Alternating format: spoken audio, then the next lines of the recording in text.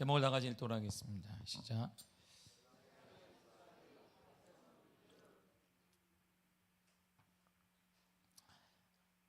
오늘의 시작은 다니엘로부터 시작이 됩니다. 먼저 다니엘의 인생을 보도록 하겠습니다. 다니엘은 예수님 탄생 전 606년에 포로가 됩니다. 그러니까 그의 나이가 20세가 조금 못 됐을 때입니다. 그리고 606년에서 604년에 바벨론 왕국에서 모든 귀족 자녀들이 그렇듯이 3년간 교육을 받습니다. 바벨론식으로 교육을 받고 바벨론 신을 어떻게 섬겨야 되는지 바벨론에 쇠뇌화를 시킵니다. 그리고 BC 555년에 69세가 되었을 때 네 짐승의 환상을 보게 됩니다. 그리고 538년에 88세에 우리가 너무나 잘 아는 성경에 많이 나오는 벨사살 왕궁벽의 글을 아무도 해석하지 못하는데 그가 해석을 합니다. 그리고 70일의 이상을 보게 되죠. 그리고 다니엘이 약 90세가 되는 BC 536년에 그는 귀환하면서 삶을 마감하게 됩니다. BC 606년에서 536년을 빼니까 70년이 돼요. 정확한 이스라엘의 포로 기간과 똑같습니다. 다니엘은 70년간 총리로 일하며 90세까지 살았습니다. 다니엘은 느부갓네살 그리고 다리오 고레스 왕 세 왕을 섬겼고 나라를 보면 두 나라를 섬겼습니다. 페르시아 바벨론이라고 하는 페르시아의 두 왕과 그리고 메데라고 하는 페르시아를 정복한 또 큰 나라인 메데 왕을 섬기게 되었습니다. 나라가 두 번이나 바뀌고 왕이 세 번이나 바뀌었음에도 불구하고 다니엘은 끝까지 하나님께 쓰임 받다가 본국으로 돌아오면서 모든 사명을 마친 다음에 삶을 마감하게 됩니다. 다니엘이 20대 나이에 바벨론으로 포로로 끌려갔다가 왕이 본 이상, 바로 꿈을 해석함으로 왕의 총리가 됩니다. 이것이 하나님의 주권이었습니다. 그러나 그는 왕의 진미를 거절하고 스스로를 분별하며 하나님의 말씀을 사랑했습니다. 하나님의 말씀을 읽던 중에 예레미야서를 읽게 되는데 이스라엘의 포로 기간 70년에 관한 글을 예레미야가 예언했습니다. 우리가 그래서 포로가 되었구나. 그는 그때로부터 해서 예루살렘을 향해 창문을 열고 하루 3번씩 기도했던 것입니다. 우리가 포로가 끝나기 위해서는 하나님이 70년을 정하셨구나. 우리의 잘못이구나. 그래서 예루살렘을 향하여서 하루에 3번씩 그때부터 기도하기 시작했습니다. 약 40년 동안 말씀과 기도에 힘쓰다가 그의 나이 69세의 다니엘은 바벨론 왕 벨사살 원년인 BC 555년에 네 짐승의 이상을 보게 돼요. 그리고 19년인 BC 538년인 88세에 70일의 환상도 보게 됩니다. 그가 20대의 포로가 되어서 인간 정부와 문화를 예표하는 큰 신상을 20대에는 보았는데 그것이 언제 이루어지나 보았더니 그것이 더 분명하고 확실하게 80세가 넘어서야 그는 확인하게 된 것입니다. 그러니까 하나님이 나에게 준 모든 것들은 시간의 차이이지 분명히 이루어진다라는 것이, 분명히 하나님의 약속은 시간의 차이이지 반드시 이루어집니다. 하나님의 약속은 지금도 이루어진다라는 것입니다. 다니엘은 총명과 학식이 있는 사람이었기에 왕궁에 발탁이 되었습니다. 그래서 바벨론 왕의 총리가 되었습니다. 여기서 우리가 주목할 게 하나 있습니다. 젊은 시기를 어떻게 보내느냐 하는지가 대단히 중요하다는 것입니다. 젊었을 때 우리는 한면으로는 세상의 모든 학문과 지식을 사람들에게 인정받도록 터득해야 된단 말이에요. 그리스도인이기 때문에 막 사는 것이 아니라 그리스도인이기 때문에 더욱더 세상의 학문, 세상의 모든 것들을 터득하는 데 최선을 다해야 된다, 이런 말이죠. 그러나 이것만으로는 부족해요.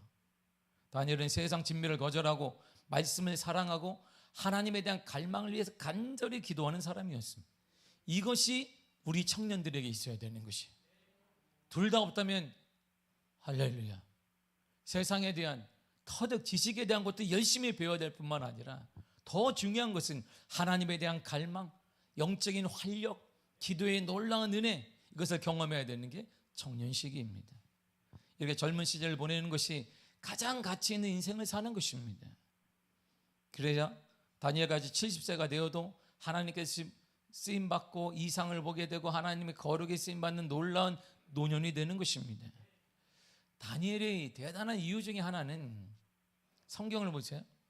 어느 대목에서 다니엘서를 보게 되면 하나님이 딱 나타나서 다니엘아 고생이 많구나, 걱정하지 마라, 이런 내용이 하나도 없어요. 자, 다니엘아 잘 들어봐라. 곧 있으면 아주 혹독한 시련기가 올 거야. 너를 협박하고 너를 죽이고자 하는 사람들이 득실거릴 거야. 정신없이 막 문제가 사방에서 터질 거야. 이때부터가 진짜 중요한 얘기니까 잘 들어라. 놈들이 너를 바벨론으로 끌려갈 거야. 그 음식물을 먹게 할 거야. 그 왕이 준 음식은 그들의 신에게 절을 한 다음에 우상에게 섬긴 음식이니까 그걸 줄 거야. 그걸 넙죽 배고프다가 받아 먹으면 절대 안 된다. 그렇게만 하면 너가 그걸 끝까지 거절하면 최대한 빨리 내가 나타나서 너를 구해줄 거야. 아무 걱정하지 마. 거기서는 끝난 것도 아니야.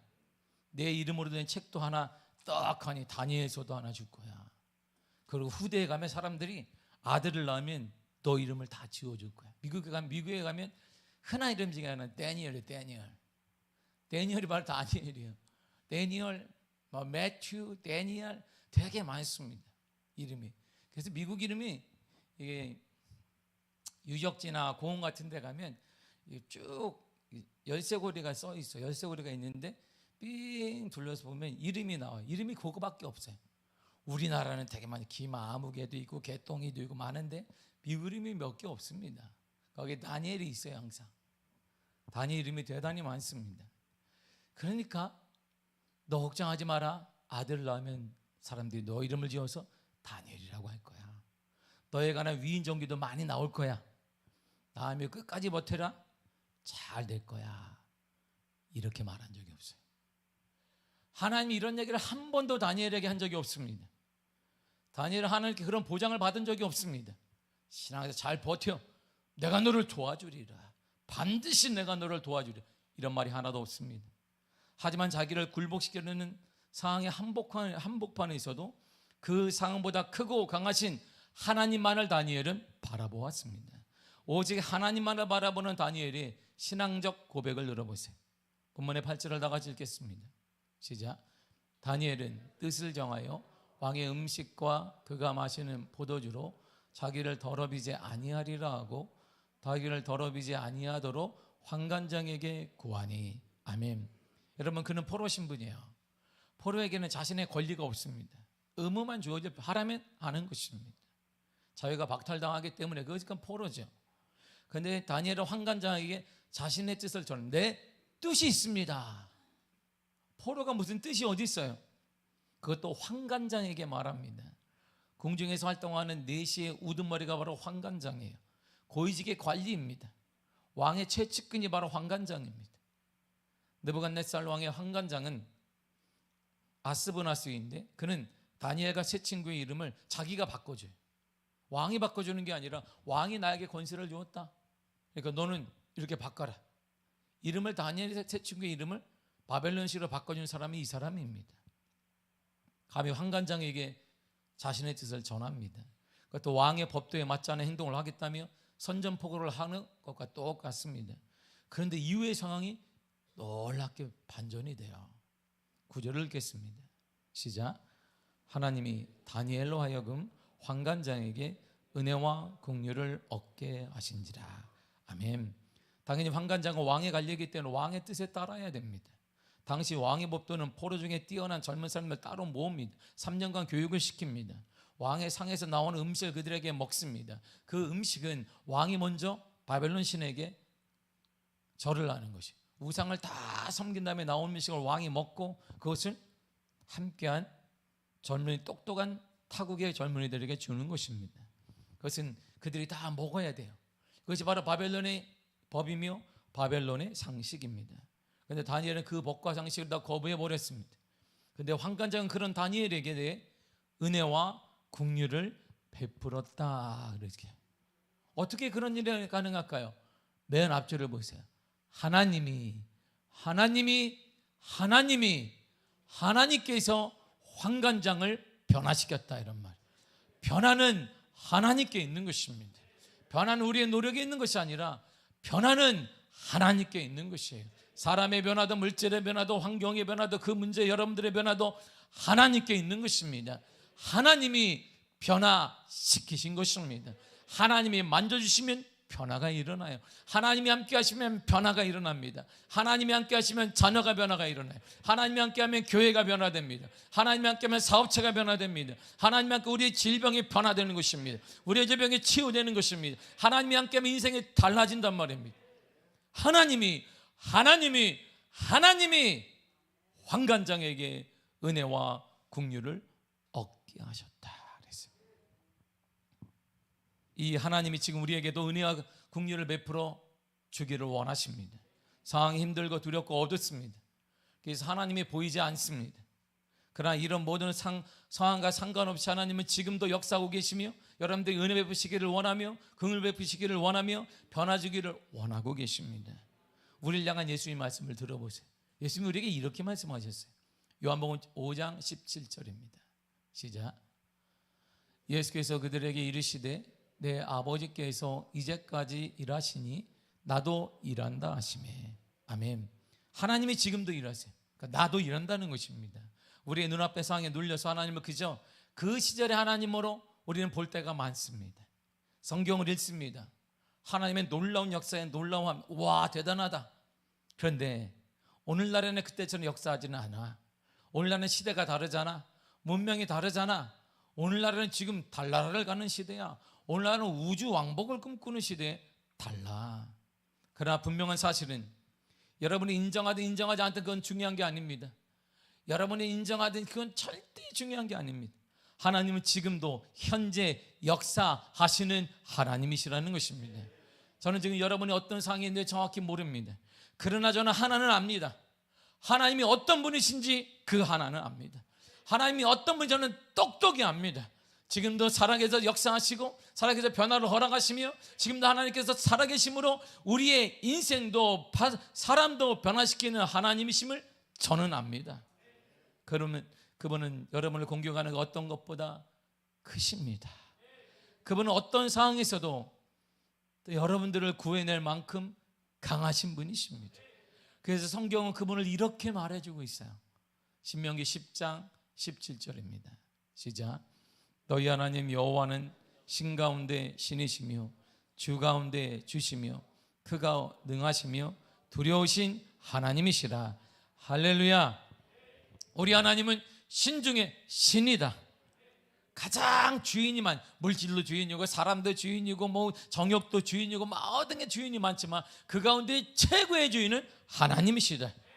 우리 하나님이 이런 분이라는 것입니다. 우리 하나님은 크신 하나님이다. 능력이 하나님이다. 우리 하나님은 두려울 것이 없는 하나님이시다. 우리는 그분을 아버지라고 믿고 있습니다. 할렐루야. 우리는 그분을 뭐라고 불러요? 아버지라고 믿는 사람들입니다. 하나님은 지금도 우리에게 그분이 이런 일을 행하고 계세요. 욥기서 9장 7절에서 10절입니다. 시작. 그가 해를 명령하여 뜨지 못하게 하시며 별들을 가두시도다. 그가 홀로 하늘을 펴시며 바다 물결을 밟으시며 북두성과 삼성과 묘성과 남방의 밀실을 만드셨으며 측량할 수 없는 큰 일을, 셀 수 없는 기이한 일을 행하시느니라. 아멘. 측량할 수 없죠. 셀 수가 없지요. 별들도 가두시고 하늘로 쫙 피시기도 하시고 바다 물결을 밟으시기도 하시고 밀실을 만들어서 모든 우주의 만물을 돌아가게 하시는데 우리가 측량할 수 없죠. 우리가 생각할 수 없죠. 근데 그 일을 행하시는 분이세요. 여러분들의 그 일도 행하실 것입니다. 여러분의 그 일도 하나님이 행하실 것입니다. 여러분의 그 문제도 하나님이 행하실 것입니다. 여러분의 그 문제도 해결해 주실 것입니다. 그래서 우리는 어떤 일을 당해도 넘어지지 않습니다. 넘어지는 것 같으나 일어나게 될 것입니다. 고린도후서 4장 8절과 9절이에요. 시작. 우리가 사방으로 우겨쌈을 당하여도 쌓이지 아니하며 답답한 일을 당하여도 낙심하지 아니하며 박해를 받아도 버림받지 아니하며 거꾸로 뜨림을 당하여도 망하지 아니하고 아멘. 우리는 망하지 않습니다. 우리는 반드시 일어나게 됩니다. 고난이 없다는 게 아니라 문제가 없다는 것이 아닙니다. 문제 있지만 일어나게 되고, 문제가 있지만 회복되면, 문제가 있지만 치유되는 역사가 일어나게 될 것입니다. 문제가 있지만 극복하게 될 것입니다. 그 문제 가운데 회복이 일어날 것입니다. 그 문제가 하나님의 역사가 나타나게 될 것입니다. 그 이유가 뭔데요? 그 이유를 이렇게 말해요. 고린도서 4장 7절을 보세요. 시작. 우리가 이 보배를 질그릇에 가졌으니. 질그릇이 우리예요. 우리 가운데 보배 예수 그리스도가 있기 때문이에요. 우리는 안 되죠. 여러분들 결단 수백 번 해보세요. 안 되지. 착하게 살아야지, 뭐하게 살아야지, 신앙적으로 해서 절대 되지 않습니다. 난 이렇게 살아야 돼, 절대 되지 않습니다. 상황에 딱 처하면 화가 나고, 그건 당연한 것입니다. 절대 사람은 변화되지 않습니다. 그런데 그분을 모시면 변화가 일어나요. 우리가 형편없는 질그릇이라 할지라도 그 가운데 보배 되시는 그리스도가 오시면 달라져요. 우리 가정에 주님이 오시면 달라져요. 미아교회에 주님이 오시면 달라진단 말입니다. 여러분의 가정에 주님이 오시면 달라지는 것입니다. 우리가 볼 때는 형편없는 것 같고, 우리가 볼 때는 연약한 것 같고, 우리의 사업체에 주님이 오시면 달라진단 말입니다. 주님이 오시면 달라지는 것이에요.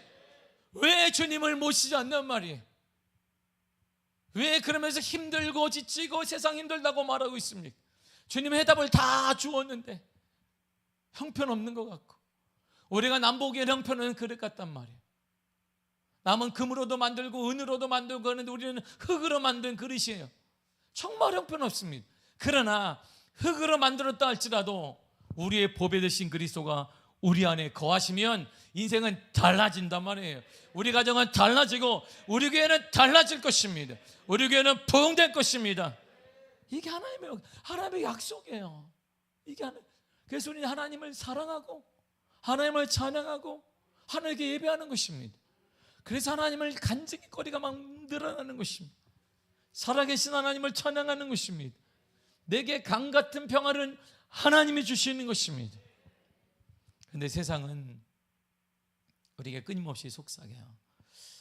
강하신 하나님이 인생의 이면과 문제의 다른 면에서 역사하신다고 믿으면 여러 면에서 유익합니다. 인생은 달라져요. 하지만 그게 쉬운 문제가 아니에요. 이런 개념을 싫어하는 사람도 많습니다. 그런 하나님이 없다고 강하게 주장하는 사람이 주변에 꼭 한두 사람이 있어요. 그래서 세상 말로 초를 쳐요. 이렇게 막 주님을 얘기하는데, 아유, 나도 안다. 나도 신앙생활 오래 해봤다. 그냥 알긴 아는데, 야, 그런 역사가 뭐 일어나겠니?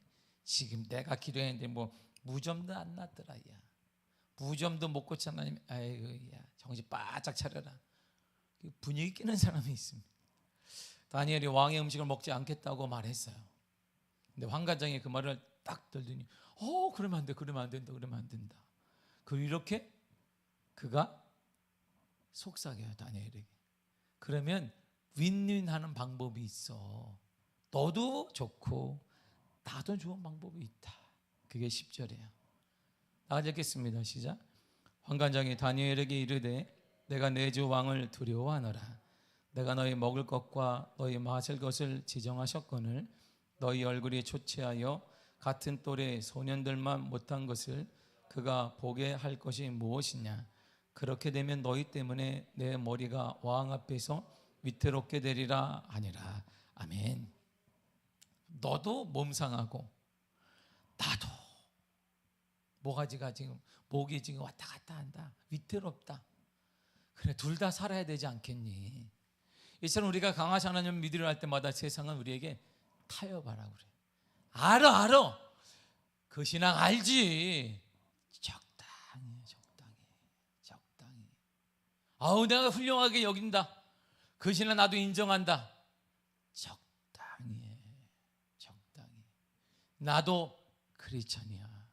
나도 교회에서는 직분자야. 그러니까 적당히 해. 이 말이 모든 사람들이 똑같이 듣는 말이에요. 언젠가 청년들은 운명의 짝을 만나 결혼할 날을 고대하며 기도합니다. 근데 하지만 해를 거듭할수록 결혼의 문이 좁아져요. 사람들은 계속 현실적으로 생각하라고 말해. 현실적으로 생각해야 돼. 그런 남자 여자는 동화 속에나 존재하는 거야.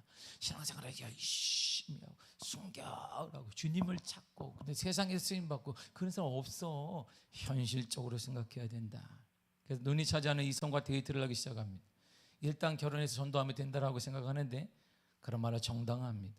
아무래도 예수님을 진정으로 사랑하는 사람을 찾는 것은 동화 속에 백마를 탄 왕자나 착한 백성공주를 만나는 것처럼 쉽지 않다라고 말해요. 점점 타협하기 시작합니다. 이게 우리의 삶이에요. 그러니까 교회 문이 점점 낮아져요. 우리의 신앙이 점점 낮아집니다. 점점 낮아져요. 다니엘은 음식 문제만큼은 한 발자국도 물러서지 않겠다고 미리부터 굳게 결심했습니다. 왜 음식 문제가 중요하냐면 가장 쉬운 문제이고 매일 부딪히는 일상적인 문제이지만 이 일상적이고 작은 것이 무너지게 되면, 이것을 타협하게 되면 신앙 전체가 무너지고 타협하기 때문이에요. 여러분, 타협은 작은 것으로 시작되는 것입니다. 이 작은 것이 무너지면 뚝에 작은 금이 나서 그걸 가만히 방치하게 되면 뚝이 완전히 무너지는 것처럼 신앙에 의해서 무너져요. 그래서 한국교회가 힘이 없는 거예요. 한국교회가 왜 힘이 없을까요? 아유, 오늘 얼마나 바쁜지 몰라. 무슨 기도야. 기도 쉬고 이것도 쉬고 신이가 기도할 게 없어요. 주일날에도 아우 저렇게 막 아멘 그러면 안 돼. 고상하게 이게 좀 알레강스하게 예배를 드려야지. 뭐 오늘날도 뭐 이렇게 아멘하고 그러면 안 되는 거야. 못 배운 사람 같잖아. 이렇게 딱 하더라도 그냥 그렇게 하다가 좀 있으면 이렇게 안 일어나. 아예 안 일어나. 무조건 순종하는 거예요. 일어날 기미가 없어요. 이렇게. 고를 보지 마시기를 간절히 축복합니다. 그래서 압박에 밀려올 때는 이미 단단한 준비가 된 상태였어요. 다니엘은 책임자의 협박이나 반대로 책임자가 아무리 애걸복걸해도 다니엘이 열심히 흔들리지 않았습니다. 이처럼 다니엘은 편할 때만 주님을 따르는 사람이 아니었습니다. 그는 극심한 압박 속에도 끝까지 하나님을 배신하지 않았습니다. 다니엘은 타협이 아니라 확신을 통해 하나님의 역사가 나타난다는 사실을 정확히 알고 있는 것입니다. 하나님의 역사는, 하나님의 은혜는, 하나님의 기적은 확신을 통해 일어나는 것입니다. 타협이 아닙니다. 적당함이 아니라 확신을 통해 하나님의 역사가 일어나는 거예요. 다니엘은 믿음의 사람으로 남아 있습니다. 지금도 우리 주위에는 열린 예배, 열린 무엇이라는 좋은 치료 시작된 다양한 형식을 통해 하나님을 세상에 좋게 선전해야 된다고 얘기합니다. 그런 의식을 가지고 있습니다. 그래서 세상 것을 가감없이 우리 교회 안으로 들어옵니다. 하나님을 세상에 알려야 되기 때문에, 하나님을 세상에 알려는데 문을 낮춰야 된다는 것입니다. 근데 착각하는 게 하나 있습니다. 하나님께는 당신의 이미지를 좋게 만들어주는 이미지 컨설턴트나 코디네이터가 전혀 필요하지 않다는 것입니다. 우리가 무슨 하나님의 이미지를 세상에 만들겠습니까? 하나님은 당신 자체가 선한 분이신데 우리가 뭐라고 우리의 예배를 좀 낮춰서 안 믿는 사람들에게, 초신자들에게, 연약한 사람들에게 하나님을 좋게 여기는 우리가 하나님의 중매자입니까? 이것이 하나님에 대한 모독인 것입니다. 하나님은 스스로 존재하시며 스스로 구원하시며 스스로 역사하시는 하나님이 되시는 것입니다. 아직도 우리가 지금 세상에 빠져서 세상과 적당히 타협하며 우리가 이미지 컨설턴트처럼 하나님의 이미지를 좋게 해줘야 되는 거 아니야? 우리가 어떻게 무슨 하나님의 이미지를 좋게 해줘? 하나님은 지금도 주인이신데 이 땅의 주인이신 그 하나님을 과연 우리가 무엇으로 좋게 만들겠습니까? 이런 생각이 한국교회를 지배했어요. 그래서 어려움이 딱 닥치니까 한국교회가 지금 회복이 안 되는 거예요. 하나님께는 여러분 착각하지 마십시오. 하나님의 이미지를 좋게 만들어주는 컨설턴트나 코디네이터가 필요하지 않습니다. 그분은 눈앞이 캄캄한 상황에서도 그분 말씀을 꽉 부여잡은 채 절대 타협하지 않는 믿음의 용사들이 필요하고 그런 사람을 끝까지 붙잡고 지켜주십니다. 다니엘은 믿음의 굳게서 타협을 거부했습니다. 그랬더니 하나님이 그를 힘든 상황 가운데 싹 빼줬으면 좋았을 텐데 그러지 않았어요. 그러지 않았어요. 우리 상식대로라면 나는 뜻을 정했습니다, 절대 먹지 않을 것이요. 그러면 이야 대단하네 대단하네 건져내야 되는데 하나님은 건져주지 않았어요. 대신 하나님은 그에게 놀라운 선물을 하나 주셨습니다. 그 선물을 보세요. 17절을 보겠습니다. 시작. 하나님이 이 내 소년에게 학문을 주시고 모든 서적을 깨닫게 하시고 지혜를 주셨으니 하나님은 또 모든 환상과 꿈을 깨달아 알더라. 아멘. 보세요. 하나님은 뭘 주셨냐면 문제 가운데 그래 확 건져준 것이 아니라 주시고 깨닫게 하시고 주시고 깨달아 알게 하셨습니다. 학문도 주시고 모든 문학에 뛰어난 지혜도 주시고 특별한 능력도 허락하시며 남들이 보지 못하는 것 꿈을가 이상을 해석하는 능력도 주셨습니다. 이와 같이 하나님이 주신 능력으로 다니엘은 위협과 고통과 죽음이 아니라 형통케 되는 복을 받았습니다. 다니엘은 70년간 총리로 일하며 90세까지 살았습니다. 다니엘은 느부갓네살, 다리오 그리고 고레스 세 왕을 총리로 섬기며 본국으로 돌아갈 때까지 죽기까지 역사상 가장 위대한 총리로 남아 있습니다. 다니엘을 구하신 하나님이 지금도 우리에게 구하실 수 있습니다. 지금도 우리도 구하실 수 있습니다. 하나님은 우리 상황에서 눈 하나 깜짝하지 않습니다. 여러분의 문제 앞에 하나님 눈 하나 깜짝하지 않습니다. 무덤을 이기고 무리를 걷고 기적을 일으키고 죽음까지 거부한 그분께 감당 못한 상황이 어디 있겠습니까? 그분에게는 아무런 문제가, 우리가 생각하는 여러분들의 그 문제가 아무것도 아니란 말입니다. 죽음을 이기신 그분, 부활하신 그분, 그분께 못할 상황이 어디 있겠습니까? 그분의 능력으로 우리는 어떤 상황도 거뜬히 이겨낼 수가 있습니다. 그러나 다니엘을 무너뜨리고자 하는 계획은 계속돼요. 다니엘은 느부갓네살 왕의 은밀하고 아무도 말하지 않았던, 그래서 바벨론의 현자들이나 바벨론의 점성술가들도 어떤 사람도 알아맞힐 수 없었던 그 꿈을 알아맞혀 그걸 바르게 해석을 해줍니다. 그랬더니 이 느부갓네살은 하나님을 전혀 모르는데 그가 이렇게 하나님을 찬양해요. 다니엘 4장 37절입니다. 시작.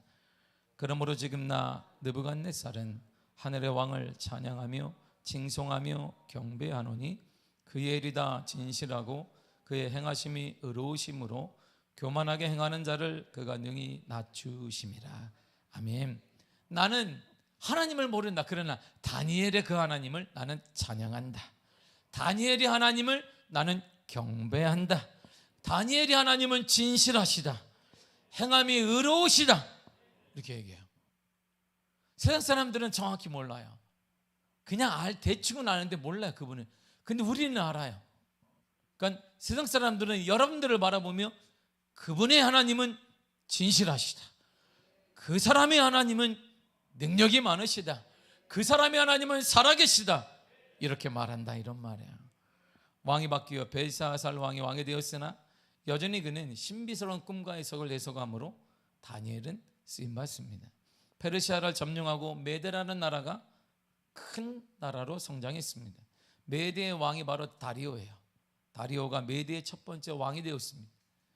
다리오는 그 큰 나라를 다스리기 위해 그전 왕과는 좀 달랐어요. 지혜로웠습니다. 120명의 총독을 세웠어요. 나라가 너무 크니까 120명을 파송했어요. 일본이 우리나라를 다스리기 위해 총독을 파송한 것처럼 120명을 보죠. 120명의 총독을 파송할 정도니까 나라가 얼마나 컸겠냔 말이에요. 그리고 그 총독들 120명 위에 또 위에 총리 3명을 두었고 그 3명 위에 왕이 존재하는 거예요. 그러니까 이 3명이 다 좌우하는 것입니다. 그 총리 중 3명 중에 한 사람이 바로 다니엘이에요. 다니엘은 메대 사람도 아닙니다. 다니엘은 페르시아 사람도 아니에요. 메대의 다리오 왕이 보니까 히브리 사람이라고 하는데 너무나 나라가 작으니까 히브리가 어디 있는지도 몰라요. 어디 있대? 몰라. 중요한 건 아닙니다. 다리오 왕이 다니엘을 기용했던 이유를 성경은 이렇게 말해주고 있습니다. 다니엘 6장 3절입니다. 시작. 다니엘은 마음이 민첩하여 총리들과 고관들 위에 뛰어남으로 왕이 그를 세워 전국을 다스리게 하고자 한지라. 아멘. 보세요. 120명의 총독을 파송했고 그 중에 3명인데 그 셋 중에도 가장 뛰어난 한 사람을 뽑았는데 그게 다니엘이에요. 아무것도 모르는데 족보가 있는 것도 아니고 메대 사람도 아니고 페르시아 사람도 아니고 그 당시에 조그만 나라, 지금도 우리나라 경상남북도만 해요. 이게 이스라엘이 그 작은 나라의 백성을 이 큰 나라를 다스리는 사람으로 삼겠다는 것입니다. 이때 다시 다니엘을 제거하려는 계획과 시도가 시작됩니다.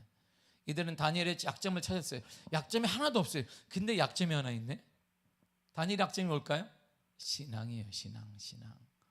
이것이 최고의 장점이기도 하지만 약점이기도 한 거야. 하나님에 대한 철저한 신앙을 사람들은 다니엘의 약점으로 보았습니다. 그것을 흔들면 모든 것이 흔들린다라고 보았어요. 믿음으로 산대요. 오직 하나님 때문에 산대요. 그러니까 하나님, 이 믿음을 흔들면 이게 다 흔들리는 거예요. 근데 우리는 믿음을 흔들어도 전혀 흔들림이 없어요. 왜?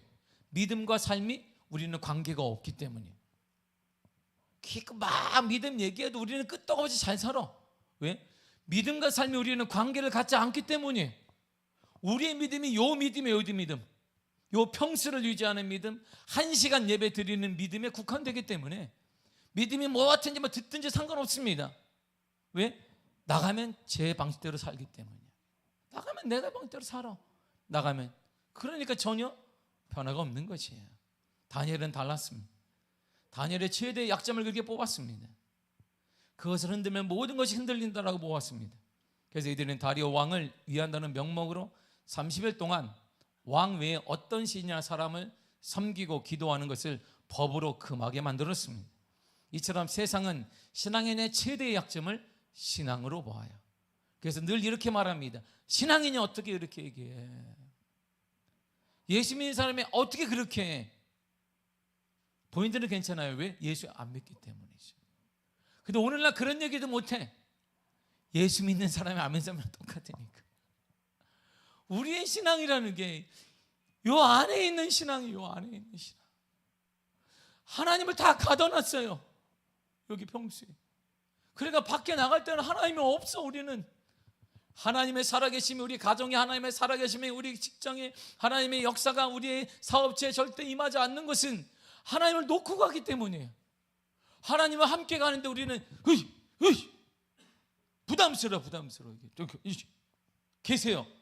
일주일 한 주에 제가 뵙도록 하겠습니다. 컨디션이 나쁘면 못 올 수도 있으니까 명심하세요. 그러므로 복을 안 주면 내가 안 나올 수도 있다는 거 절대 명심하시고 자리를 잘 지키고 계세요. 그리고 가 한 주 동안 언제 찾느냐? 코가 다 빠지면 찾지. 빠지면 찾는데 그전까지 우리는 하나님을 전적으로 의지한 적이 없음에도 불구하고 하나님은 그래도 받아주세요. 그 하나님의 은혜라고 말해요. 우리의 약점이 신앙이 되기를 간절히 축복합니다. 다니엘처럼 신앙인의 약점이 신앙이 되어야 되는데 우리의 약점이 신앙이 안 되고 있어요. 신앙을 건드렸어요. 그렇다면 다니엘은 어떻게 그 난간을 극복했을까요? 다니엘의 난간을 극복한 방법을 보세요. 다니엘 6장 10절입니다. 시작. 다니엘이 이 조서에 왕의 도장이 찍힌 것을 알고도 자기 집에 돌아가서는 윗방에 올라가 예루살렘으로 향한 창문을 열고 전에 하던 대로 하루 3번씩 무릎을 꿇고 기도하며 그의 하나님께 감사하였더라. 아멘. 다니엘은 예레미야서의 예언을 딱 예레미야 선지자가 얘기한 게 그것이구나. 우리의 죄 때문에 70년 동안 우리가 포로가 된다는 게 이것이었고, 그때부터 다니엘은 예루살렘에 하루에 3번 문을 열고 하나님께 기도했습니다. 하나님, 이 민족을 용서하여 주옵소서. 하나님, 이 민족을 용서하여 주옵소서. 계속 기도했어요. 민족을 향한 기도, 하나님에 대한 의를 향한 기도를 드렸습니다. 근데 이 조서가 왔지만 그는 변함없이 하루 3번씩 무릎을 꿇고 기도했습니다. 다니엘이 포로 생활을 시작하면서 가졌던 마음의 자세가 그대로 이어진 거예요. 다시 한번 8절을 읽겠습니다. 시작. 다니엘은 뜻을 정하여 왕의 음식과 그가 마시는 포도주로 자기를 더럽히지 아니하리라 하고. 아멘. 하나님은 뭐든 하실 수 있습니다. 하나님은 지금도 역사가 가능합니다. 그러나 그 뜻은 믿음의 길이 편하다는 뜻이 절대 아닙니다. 예수님의 가장 긴 설교 가운데 하나를 마무리하시면서 좋은 사람에게는 좋은 일만 일어나 이걸 깨버렸어요. 좋은 사람에게는 좋은 일이 일어날 거야, 이런 말을 하지 않으셨습니다. 완전히 생각을 뒤엎으셨어요. 이렇게 말씀하신 거예요, 예수님이. 요한복음 16장 33절입니다. 시작. 이것을 너희에게 이르는 것은 너희로 내 안에서 평안을 누리게 하려 함이라.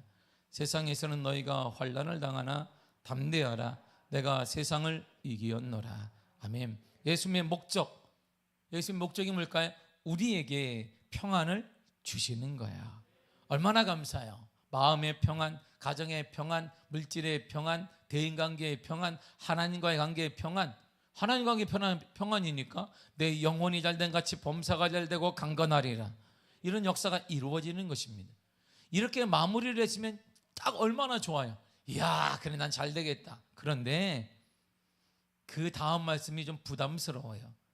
세상에서는 너희가 환난을 당하나 그랬어요. 예수님은 세상에서 가장 가까운 제자들에게 환난을 각오하라고 말씀하십니다. 얘들아, 세상에서는 너희가 환난을 당할지도 몰라, 이런 말이 아니에요. 확실히 환난을 당한다는 것입니다. 더구나 하나님은, 이 예수님은 환난을 벗어나갈 방법을 말씀하지 않으셨어요. 그냥 딱 한마디, 환난을 당할 것이다. 환난을 당할지도 모르는 게 아니야. 너희는 환난을 당할 거야. 어떻게 피하냐고? 대답이 없어요. 해답이 없어요. 해답이. 그냥 딱 한마디, 환난을 당한다. 세상에 살 때 어려움 당할 것이야. 그게 끝이에요. 그저 환난이 반드시 닥친다고만 하십니다.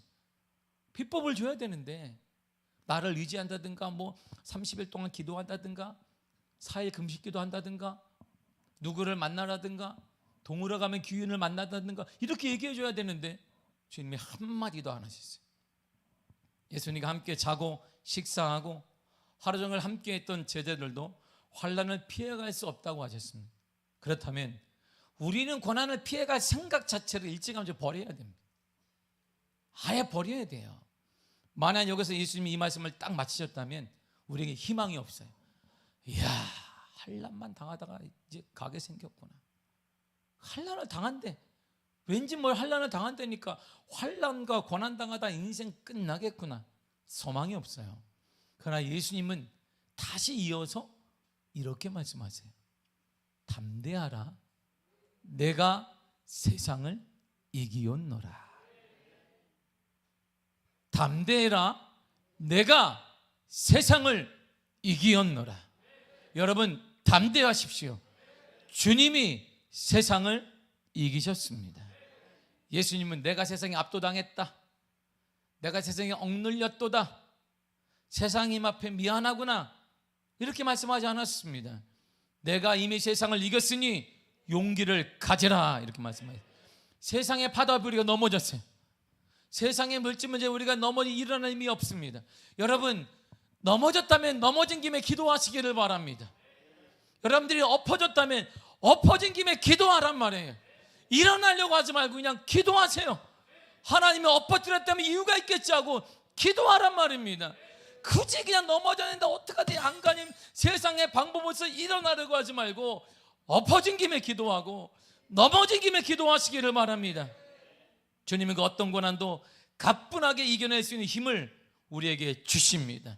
지혜를 주십니다. 다니엘에게 주시고 깨닫게 하시고 주시고 깨달아 알게 하신 그분은 지금도 우리에게 주시며 깨닫게 하시며 주시며 깨닫게 하여 주실 것입니다. 사랑하는 성도 여러분, 넘어지셨습니까?